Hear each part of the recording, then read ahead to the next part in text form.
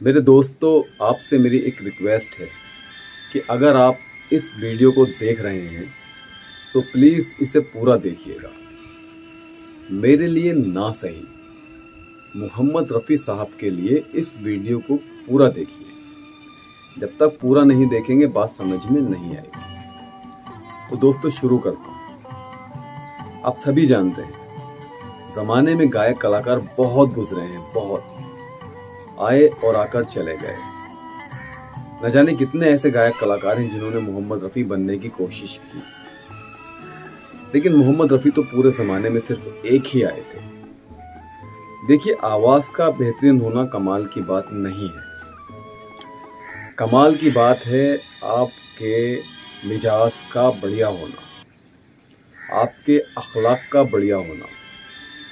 मोहम्मद रफ़ी साहब जैसी आवाज़ मिलना आसान है, लेकिन मोहम्मद रफ़ी साहब जैसे अखलाक मिलना आसान नहीं है।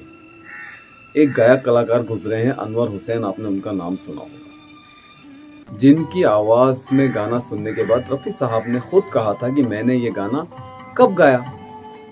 यानी रफ़ी साहब भी भूल गए थे कि ये मेरी आवाज़ है, पहचान नहीं सके। ऐसा बेहतरीन गायक कलाकार थे अनवर साहब, आज भी हयात हैं और उन्होंने बहुत सारे गाने गाए हैं और उनकी आवाज़ सबसे ज़्यादा रफ़ी साहब पर मैच करती रही, सेम आवाज़।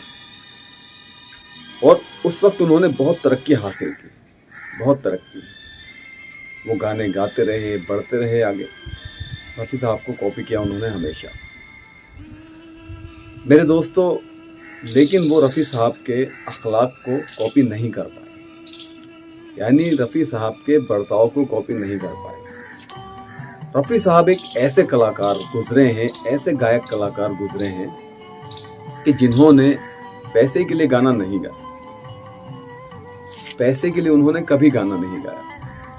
अगर वो पैसे के लिए गाना गाते ना, तो आज इस वक्त उनके पास, उनके बेटों के पास इतनी दौलत होती जितनी आजकल के शाहरुख खान के पास है।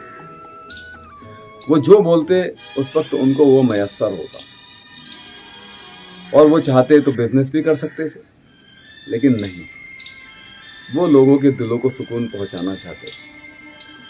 कितने ही डायरेक्टर्स ऐसे गुजरे हैं जिन्होंने रफ़ी साहब से गाना गवाया और उनके पास फीस देने के लिए पैसे नहीं थे।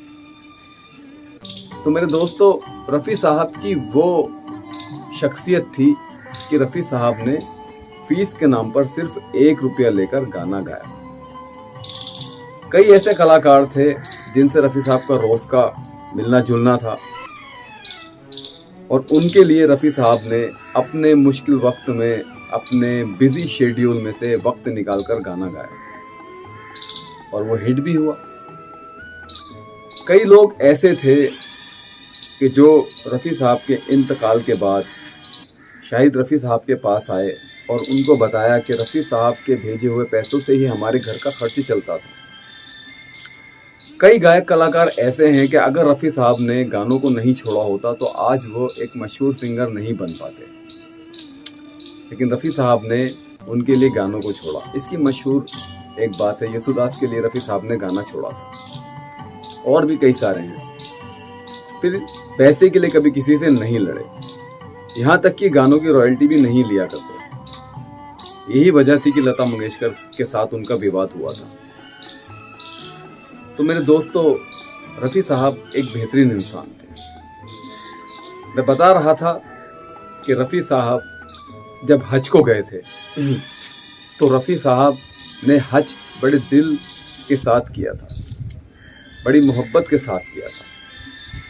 और ऐसा नहीं कि रफ़ी साहब अपने दीन को फॉलो नहीं करते थे, इस्लाम को फॉलो नहीं करते थे। मुझे ये वीडियो बनाना पड़ रहा है क्योंकि कई सारे लोग मुझसे कह चुके हैं कि आप गाना गाते हो, आप गलत काम करते हो, हराम काम करते हो, गाना गाते हो, हराम काम करते हो। बात रफ़ी साहब की निकली। रफ़ी साहब ने भी तो गाने गाए।